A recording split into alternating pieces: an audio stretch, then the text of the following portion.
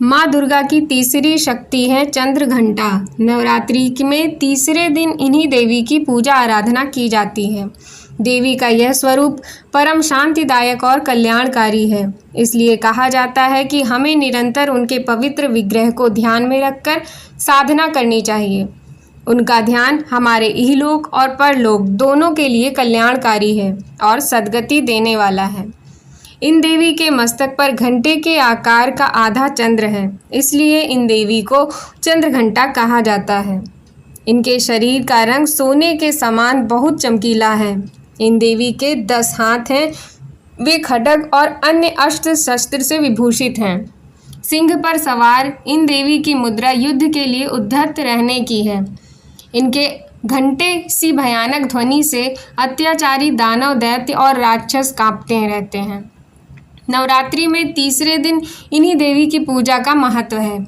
इन देवी की कृपा से साधक को अलौकिक वस्तुओं के दर्शन होते हैं, दिव्य सुगंधियों का अनुभूति होती है और कई तरह की ध्वनियाँ सुनाई देने लगती हैं। इन क्षणों में साधक को बहुत सावधान रहना चाहिए। इस देवी की आराधना से साधक में वीरता और निर्भयता के साथ ही सौम्यता और विनम्रता का भी विकास होता है। इसलिए हमें चाहिए कि मन, वचन और कर्म के साथ ही काया को विहित विधि विधान के साथ परिशुद्ध, पवित्र एवं करके चंद्र घंटा के शरणागत होकर उनकी उपासना आराधना करनी चाहिए। इससे सारे कष्टों से मुक्त होकर सहज ही परम पद के अधिकारी बन सकते हैं। यह देवी कल्याणकारी हैं। व्रत कथा इस प्रकार है। चिरकाल में महिषासुर नामक असुर का आतंक बढ़ गया था। उसके आतंक से तीनों लोक में हाहाकार मच गया था। भगवान द्वारा प्रदत्त अतुल बल से महिषासुर बहुत शक्तिशाली बन गया था। वह शक्ति का दुरुपयोग कर स्वर्ग पर अपना आधिपत्य जमाना चाह रहा था। इस प्रयास में वह लगभग सफल भी हो गया था। उस पर स्वर्ग के देवता भयभीत हो उठे। स्वयं स्वर्ग इंद्र नरेश भी चिंतित हो उठे।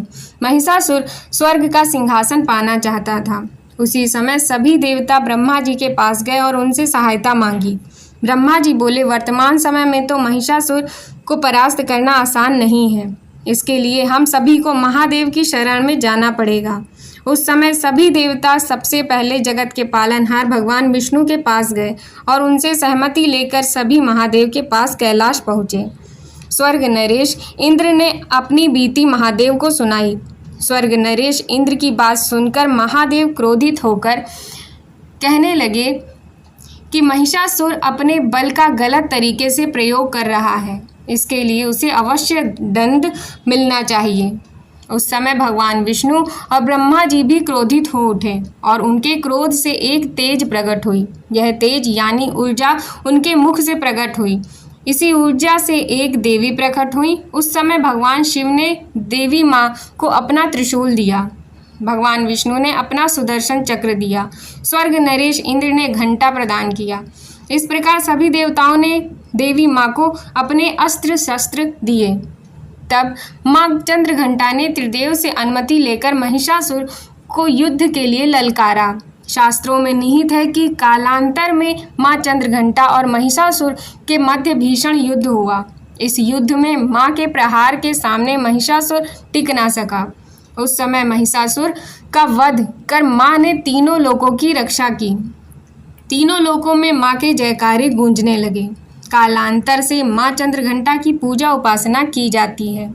माँ अपने भक्तों के सभी दुख हर लेती हैं, साथ ही सुख, समृद्धि और शांति प्रदान करती हैं। अतः साधक श्रद्धा भाव से शारदीय नवरात्रि के तीसरे दिन माँ चंद्र घंटा की उपासना करते हैं। बोलो माँ चंद्र घंटा की जय।